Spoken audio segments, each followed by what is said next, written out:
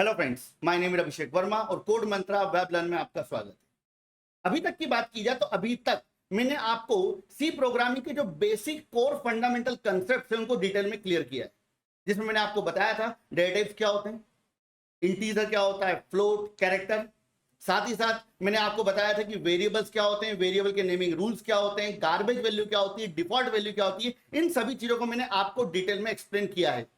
इसके अलावा मैंने आपको बताया था कि अर्थमेटिक इंस्ट्रक्शन सेट क्या होता है। तो जब भी आप किसी मैथमेटिकल प्रॉब्लम को सॉल्व करोगे तो उस प्रॉब्लम को सॉल्व करने के लिए जो भी मैथमेटिकल स्टेटमेंट लिखने होंगे वो स्टेटमेंट के जो रूल्स होते हैं वो मैंने उस टॉपिक में क्लियर किए थे, जिनका लिंक आपको डिस्क्रिप्शन में मिल जाएगा। इसके अलावा मैंने आपको बताया था कि अगर आप सी लैंग्वेज में किसी प्रोग्राम को डेवलप करना चाहते हो तो आप कैसे उस प्रोग्राम को डेवलप करोगे, जिसमें एक एक छोटे से छोटे कंसेप्ट को मैंने आपके सामने एक्सप्लेन किया था। यहां पर आप सभी से मैं एक पॉइंट बोलना चाहूंगा, वो स्टूडेंट जो कंटेंट को रैंडमली देख रहे हैं, कभी ये टॉपिक देख लिया, कभी वो टॉपिक देख लिया, उनसे मैं स्पष्ट बोलना चाहूंगा कि अगर आप मेरे कंटेंट को स्टेप बाय स्टेप फॉलो करोगे तो मैं आपको गारंटी दे रहा हूं कि आप कहीं पर भी प्रोग्रामिंग कंसेप्ट में लैक नहीं करोगे। और मैं आपको एक चीज और बोलूंगा कि मैं एक एक कंसेप्ट को डिटेल में कवर करूंगा। हाँ, मैं ये तो नहीं बोल सकता कि हर चीज कवर कर पाऊंगा, क्योंकि उसके लिए एक अपकमिंग सीरीज और आएगी जो कि काफी ज्यादा एडवांस्ड होगी, जो आप सोच भी नहीं सकते। मगर उसके लिए आपके बेसिक कंसेप्ट क्लियर होना चाहिए, तो उन सारे बेसिक कंसेप्ट को हम इस सीरीज में कवर अप करेंगे। और मैं आपको एक चीज क्लियर कर देता हूं, जो मैं बेसिक कंसेप्ट बोल रहा हूं वो अदर कंटेंट के कंपेरिजन में काफी ज्यादा एडवांस होंगे। डन। इसके अलावा जो भी असाइनमेंट और इसके अलावा जो एमसीक्यूज हैं, इनकी अगर आपको डिटेल लिस्ट चाहिए तो इसके लिए आप हमें टेलीग्राम पे फॉलो कर सकते हैं और उसका लिंक आपको डिस्क्रिप्शन में मिल जाएगा। और साथ ही साथ मैं आप सभी से चाहूंगा कि आप प्लीज हमारे वीडियोस को लाइक करें, सब्सक्राइब करें और हमारे कंटेंट को आपके फ्रेंड्स के में शेयर करें। यह हमारे लिए काफी वैल्यूएबल है। तो चलिए स्टार्ट करते हैं हमारे पहले असाइनमेंट के साथ में। अब यहां पर हमारा पहला असाइनमेंट क्या है? हमारा पहला असाइनमेंट यह है कि हमें यहां पर एक प्रोग्राम बनाना है जो कि 5 सब्जेक्ट मार्क्स के एवरेज को कैलकुलेट करके आपको देगा। डन। मतलब देखिए, आप एक चीज ध्यान दीजिएगा, जब भी आप कोई प्रोग्राम बनाओगे तो आपको एक चीज ध्यान रखना है कि सबसे पहले आपको उस प्रोग्राम को समझना है। मैं आपको एक चीज पहले क्लियर कर दूं। देखिए, किसी भी लैंग्वेज की बात की जाए, चाहे वो जावा हो, चाहे पाइथन हो, चाहे सी हो, चाहे कोई भी अदर लैंग्वेज हो, हर लैंग्वेज की बात की जाए तो हर लैंग्वेज किसी भी कंसेप्ट को इंप्लीमेंट करती है। इंप्लीमेंट। जस्ट लाइक अगर मैं आपसे बोलता हूं कि आपको 5 सब्जेक्ट मार्क्स का एवरेज आइडेंटिफाई करना है, तो भैया एवरेज निकालने का जो कंसेप्ट है वो मैथमेटिकल कंसेप्ट है, और उसको आप इंप्लीमेंट काय में कर रहे हो? सी लैंग्वेज का यूज करके। तो अगर आपको एवरेज का प्रोग्राम बनाना है तो पहले आपको यह पढ़ना पड़ेगा कि एवरेज एग्जैक्टली होता क्या है और एवरेज को कैसे आइडेंटिफाई किया जाता है। क्योंकि अगर आपको यही नहीं पता कि एवरेज क्या होता है और एवरेज को कैसे आइडेंटिफाई किया जाता है, तो आप एवरेज का प्रोग्राम कैसे बनाओगे? तो इस प्रोग्राम को अगर आपको इंप्लीमेंट करना है या फिर कोई भी टास्क अगर आपको दिया जाता है और उसको अगर आपको इंप्लीमेंट करना है, तो पहले उस चीज को थ्योरेटिकली समझो। जस्ट लाइक मैंने आपको बोला कि फैक्टोरियल का प्रोग्राम बनाओ, तो प्रोग्राम बनाने मत जाओ, पहले ये सोचो कि फैक्टोरियल होता क्या है। क्योंकि अगर आपको फैक्टोरियल क्लियर होगा तो आप फैक्टोरियल के प्रोग्राम को बेहतर तरीके से सोच पाओगे। डन। तो चलिए स्टार्ट करते हैं हमारे पहले प्रोग्राम के साथ में। और प्रोग्राम क्या है? प्रोग्राम है आपका कि आपको 5 सब्जेक्ट मार्क्स का एवरेज आइडेंटिफाई करना है। डन। तो चलिए, अब यहां पर हम आ गए हैं हमारे विजुअल स्टूडियो कोड में, और यहां पर हम हमारे पहले प्रोग्राम को डेवलप करने के लिए सबसे पहले यहां पर एक फाइल क्रिएट करेंगे। तो लेवल 1 बेसिक्स में मैंने एक फाइल क्रिएट करी, उस फाइल का नाम दे दिया है मैंने program-5.cpp। अब यहां पे इसका नाम मैंने प्रोग्राम 5 इसलिए दिया हुआ है क्योंकि जो भी असाइनमेंट शीट हम आपको टेलीग्राम पे प्रोवाइड करेंगे, उस असाइनमेंट शीट में ये 5th नंबर का प्रोग्राम है। डन। दैट्स व्हाई मैंने इसका नाम दिया प्रोग्राम 5। अगर आप पूरे असाइनमेंट्स के कोड और सारी इंफॉर्मेशन को चाहते हैं तो इसकी लिंक आपको टेलीग्राम पे मिल जाएगी, और साथ ही साथ गूगल ड्राइव पर आपको सारे के सारे कोड स्टेप बाय स्टेप मिल जाएंगे। तो उस लिंक पर जाके आप गूगल ड्राइव पे जाके उस कंटेंट को एक्सेस कर सकते हो। डन। चलिए आगे बढ़ते हैं। अब यहां पर आपका प्रोग्राम क्या, पहले अपन उसके ऊपर बात कर लेते हैं। आपका प्रोग्राम यह है कि आपको 5 सब्जेक्ट मार्क्स का एवरेज आइडेंटिफाई करना है। तो मान लीजिए कोई स्टूडेंट है और उस स्टूडेंट ने किसी स्कूल में किसी कॉलेज में कोई एग्जाम दी, अब उसके टोटल मिला के मान लीजिए 5 सब्जेक्ट्स हैं, तो उन 5 सब्जेक्ट्स का आपको एवरेज आइडेंटिफाई करना है कि उस स्टूडेंट को एवरेज कितने मार्क्स मिले ही। डन। तो जैसे मान लीजिए उसके 5 सब्जेक्ट्स हैं, फिजिक्स, केमिस्ट्री, मैथमेटिक्स, हिंदी और इंग्लिश। ये 5 सब्जेक्ट्स हैं और उन 5 सब्जेक्ट्स में उसको अलग अलग मार्क्स मिले होंगे। तो उन मार्क्स को कैलकुलेट करके आपको उसका एवरेज निकालना। एवरेज कैसे निकाला जाता है? तो थ्योरेटिकली अगर बात की जाए तो मान लो 5 सब्जेक्ट्स हैं, physics, chemistry, mathematics, Hindi plus English. आपको क्या करना होता है? इन सारे सब्जेक्ट को ऐड करना होता है और उसके बाद में आप क्या करोगे? Divided by 5। क्यों? क्योंकि 5 सब्जेक्ट्स हैं यहां पर, तो 5 से आप डिवाइड कर दोगे तो यहां पर जो भी आपका रिजल्ट आएगा वो क्या कहलाएगा? आपका एवरेज। मैक्सिमम स्टूडेंट को एवरेज कैसे निकाला जाता है ये पता होगा, क्योंकि ये तो नॉर्मली अपन तीसरी या चौथी 5वीं क्लास में पढ़ते हैं। डन। तो चलिए स्टार्ट करते हैं। अब इस प्रोग्राम को अगर आपको डेवलप करना है तो हमें स्टेप बाय स्टेप तरीके से जाना पड़ेगा। सबसे पहले हम क्या करेंगे? सबसे पहले हमें यहां पर 5 वेरिएबल डिक्लेयर करना पड़ेंगे जो कि आपके इनपुट को होल्ड करेंगे। डन। तो इनपुट कौन है आपके? फिजिक्स के marks, chemistry, mathematics, Hindi, English, ये 5 सब्जेक्ट्स के मार्क्स आपके इनपुट हैं। तो चलिए स्टार्ट करते हैं। तो यहां पर सबसे पहले मैंने एक हेडर फाइल का नाम लिख दिया, यहां पर include stdio.h, that's it. Then हमने यहां पर लगाया int main। अब यहां पर सबसे पहले मुझे 5 वेरिएबल्स को डिक्लेयर करना है जिनमें मेरे इनपुट को होल्ड करूंगा। इनपुट कौन है आपके? फिजिक्स, केमिस्ट्री, मैथमेटिक्स, हिंदी और इंग्लिश के मार्क्स। अब यहां पर आप एक चीज ध्यान रखना, वेरिएबल के नाम कभी ऐसे मत देना ए बी सी डी, ना ना ना, ऐसा नहीं भाई साहब। तो यहां पर आपको नाम देना है क्या? पहला वेरिएबल PHY मतलब फिजिक्स, समझ में आ रहा है? CHE mathematics, Hindi, English. Then इन सारी वैल्यूज को कैलकुलेट करके हमें एक आउटपुट मिलेगा और वो आउटपुट क्या कहलाएगा? आपका एवरेज। तो हमने एक वेरिएबल और ले लिया, उसका नाम दे दिया आपने एवरेज। डन। अब ध्यान दीजिएगा प्लीज। अब यहाँ पे हमारा सबसे पहला काम क्या है? हमारा सबसे पहला वर्क यहाँ पर यह है कि हमें सबसे पहले इन सारे सब्जेक्ट्स के मार्क्स को इंटर कराना है। अब क्या होता है, कई जगह पर आप एक चीज देखोगे क्या कि कुछ इस तरीके से आपको कोड करके कोई व्यक्ति बता देगा क्या कि भैया एक काम करो, एक मैसेज लिख दो, enter the marks of physics, chemistry, mathematics, Hindi, English, that's it. कुछ ऐसा बोल दिया जाएगा और देन आपको कुछ इस तरीके से बताया जाएगा कि स्कैनफ लगाओ और स्कैनफ लगा के 5 बार परसेंटाइल डी लगा दो। कर सकते हो आप ऐसा, ध्यान रखना।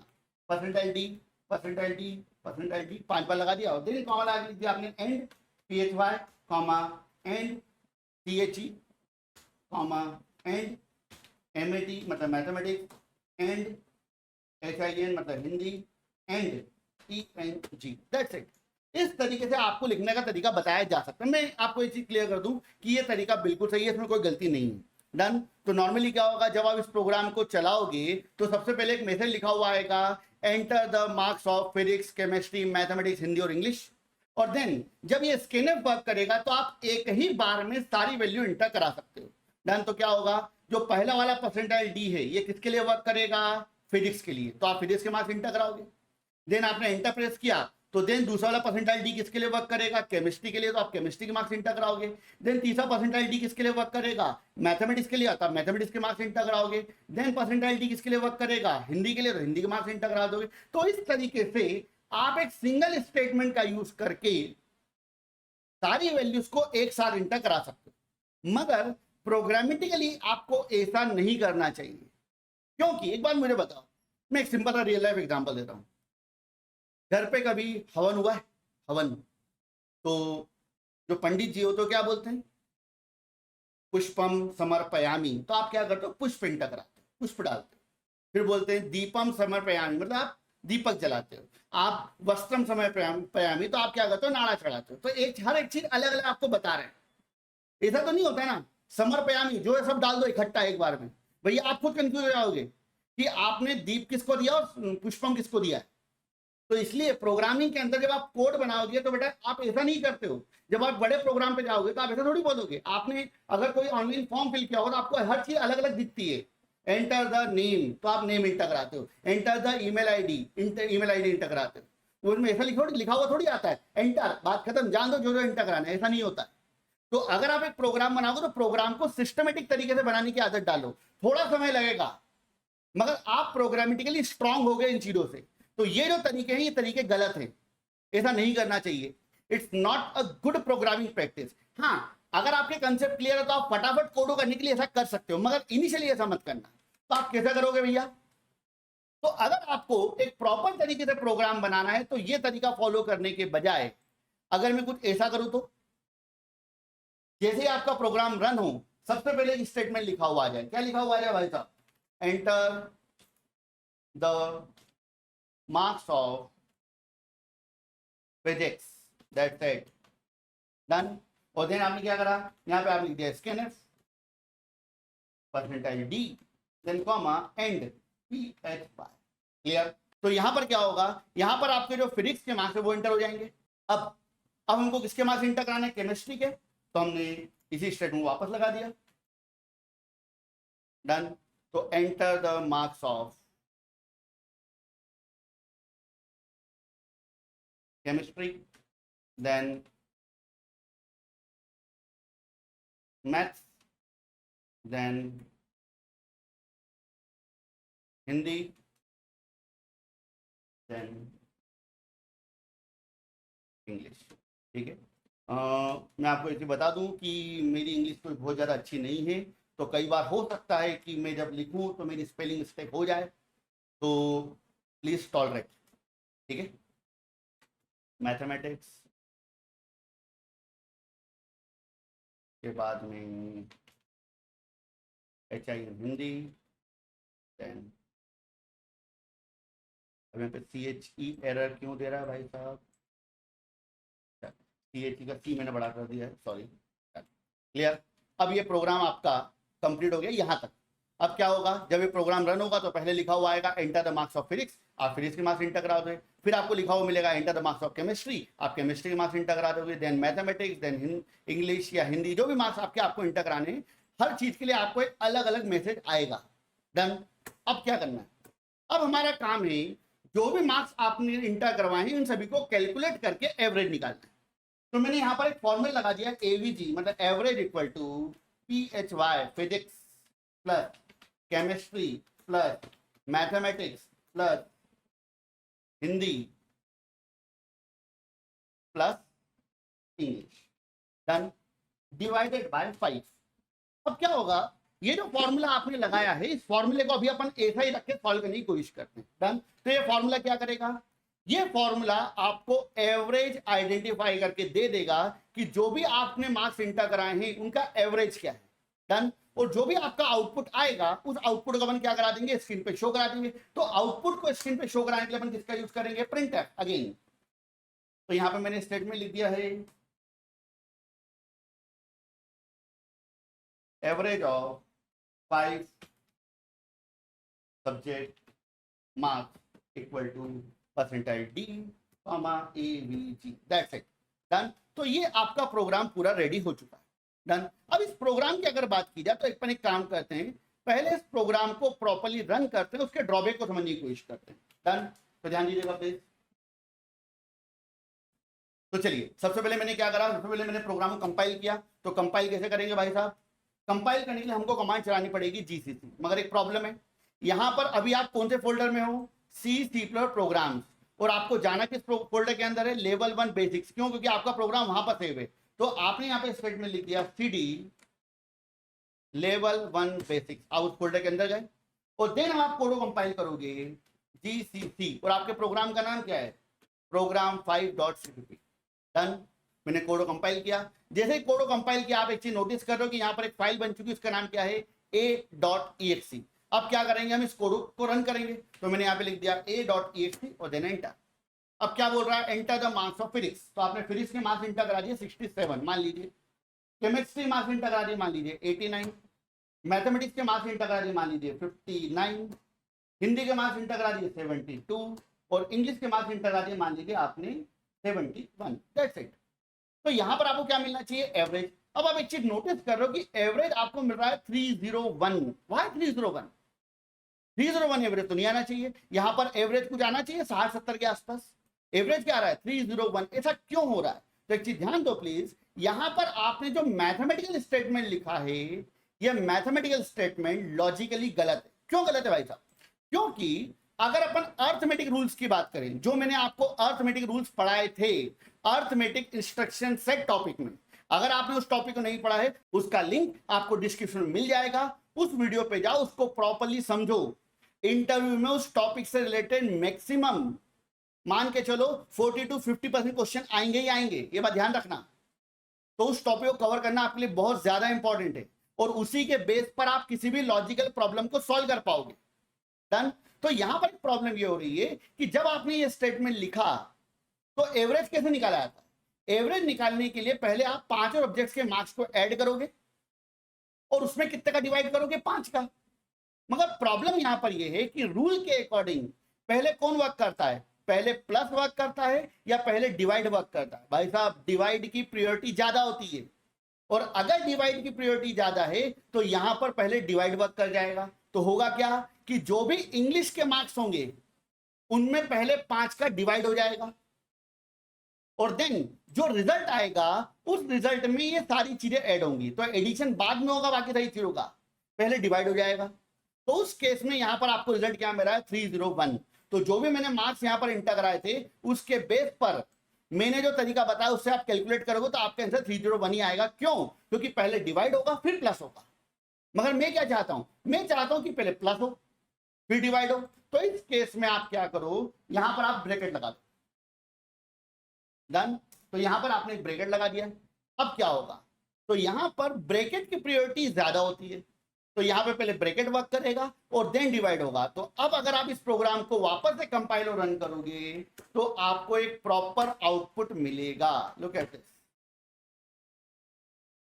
56, 89, 74, 68, 69, दैट्स इट। डन। तो ये प्रोग्राम अब प्रॉपर्ली वर्क कर रहा है, तो इसलिए आपके मैथमेटिकल रूल्स प्रॉपर्ली क्लियर होना जरूरी है। ये तो एक सिंपल एग्जांपल है, इसके अलावा मैंने काफी रूल्स बताए। डन। चलिए आगे बढ़ते हैं। अब यहां पर एक पॉइंट और है, यहां पर एक प्रॉब्लम ये आ रही है कि भैया तो सर जो रिजल्ट आ रहा है वो पॉइंट में भी आ सकता है। बिल्कुल आ सकता है भाई साहब। अगर आप ये चाहते हो कि आपका जो रिजल्ट है वो डिटेल में, मतलब पॉइंट के बाद भी प्रॉपर रिजल्ट को दे, तो उस केस में आप क्या कर सकते हो, उस केस में आप यहां पर इन सारे वेरिएबल्स को फ्लोट में डिक्लेयर कर सकते हो। डन। तो आपने क्या करा, इन सारे वेरिएबल को फ्लोट में कन्वर्ट कर दिया, और देन परसेंटाइल डी की जगह क्या लगाना है, percentile F, that's it, clear. और देन आपका आउटपुट भी कहां आएगा भाई साहब, फ्लोट में, क्योंकि रूल के अकॉर्डिंग सारी वैल्यू कैसी हो चुकी है, फ्लोट। तो आपका आउटपुट भी कहां में आएगा, फ्लोट में। तो अब इस प्रोग्राम को अगर आप कंपाइल और रन करते हो तो आपको और ज्यादा प्रिसाइज और ज्यादा एक्यूरेट रिजल्ट जनरेट होकर मिलेगा। तो चलिए 67 या 89 पॉइंट समथिंग कुछ,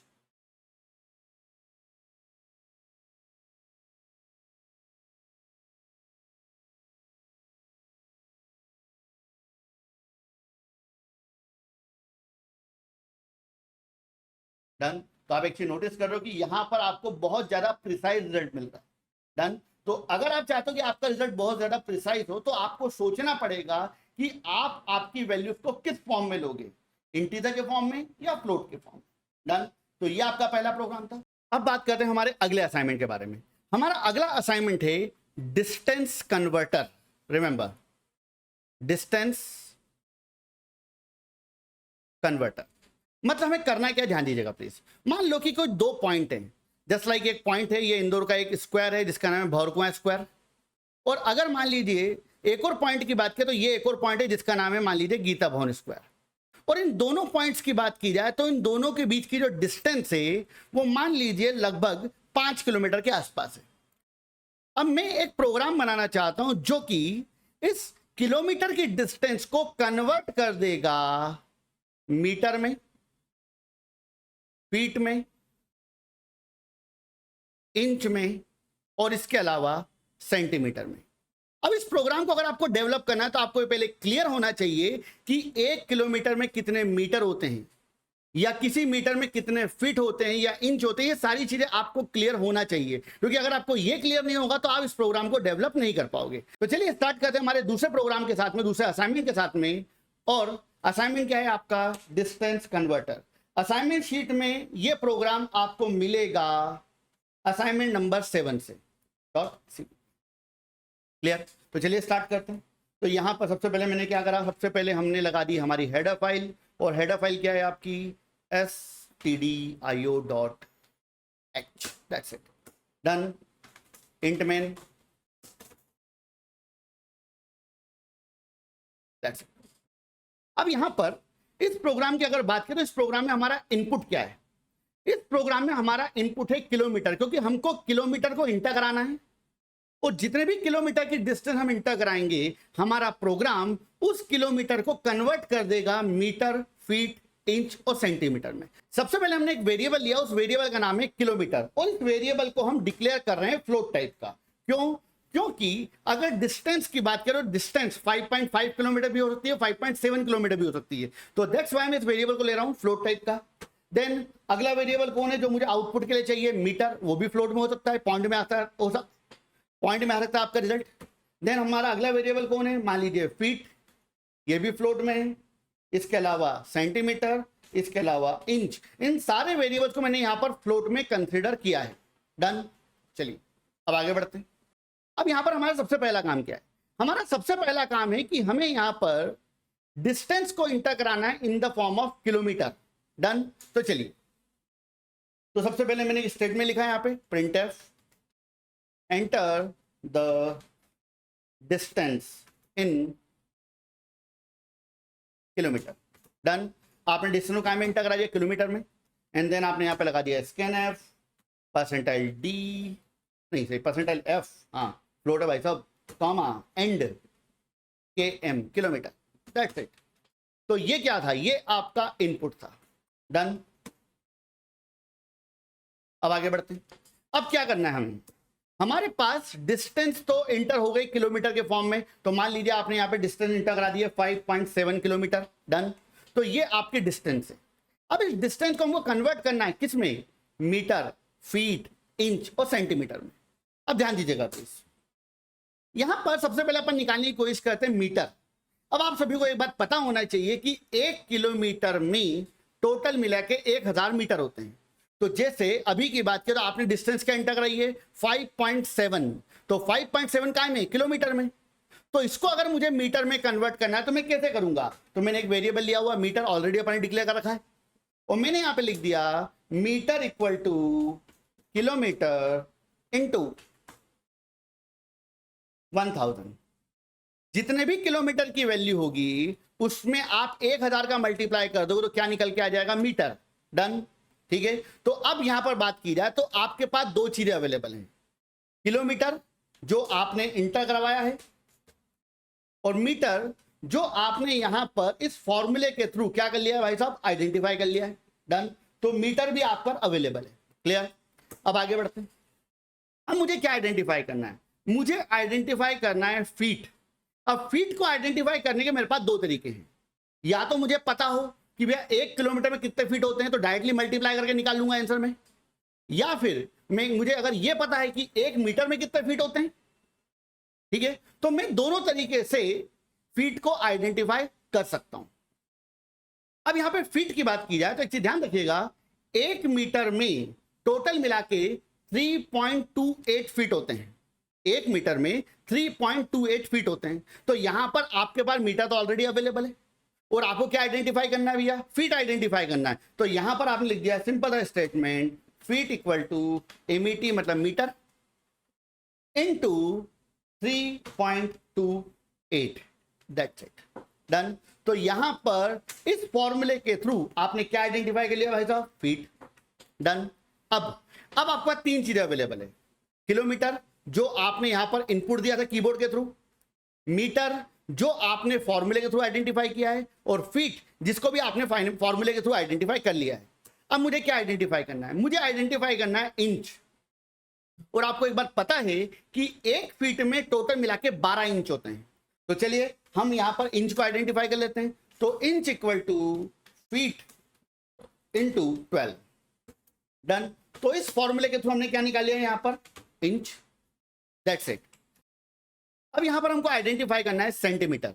अब सेंटीमीटर की बात करें तो सेंटीमीटर को आइडेंटिफाई करने के और भी तरीके हो सकते हैं। जस्ट लाइक अगर 1 इंच की बात की जाए तो 1 इंच में 2.54 सेंटीमीटर होते हैं।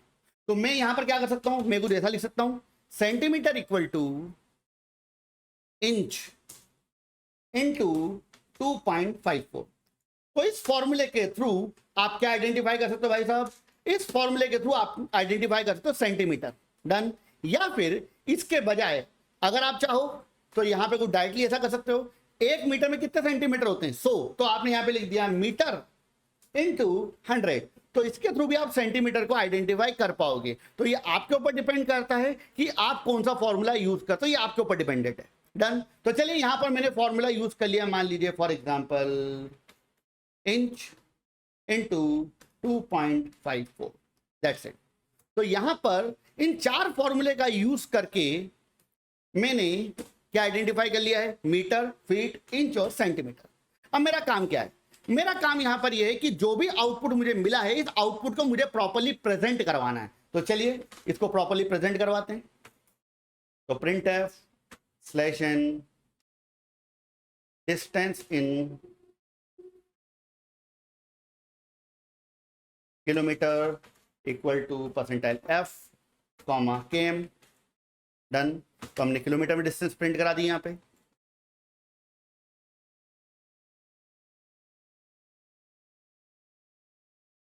Distance in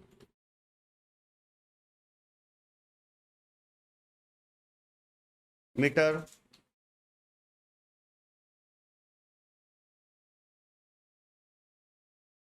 feet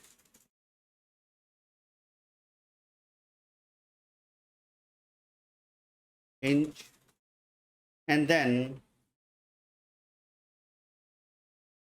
centimetre, that's it. तो सबको सही कर देते अपन फटाफट, centimetre, inch, metre, sorry feet और देन मीटर, डन। अब एक काम करते हैं, इस प्रोग्राम को हम कंपाइल और रन करके देखते हैं कि भाई ये प्रोग्राम प्रॉपर्ली वर्क कर रहा है या नहीं कर रहा है। तो चलिए यहां पर मैंने कमांड चलाई GCC program number 7 then CPP, done. Code compile हो गया। हमने क्या करा, हमने कोड को अब रन किया। तो जैसे ही कोड को रन किया मुझे यहाँ पर बोल रहा है enter the distance in kilometre. तो मैंने यहाँ पर डिस्टेंस इंटर करा दी, मान लीजिए 5.7 किलोमीटर। तो आप एक चीज नोटिस करोगे कि आपको हर चीज अलग अलग बता रहा है। 5.7 किलोमीटर है, 5.700 मीटर है, 18696 समथिंग ये क्या है आपका फीट है, देन आपके इतने इंचेस है, इतने आपके मीटर हैं। तो इस तरीके से आप डिस्टेंस को कन्वर्ट कर सकते हो according to the different formulas, done. तो ये आपका सेकंड प्रोग्राम था। अब आते हैं हमारे अगले प्रोग्राम।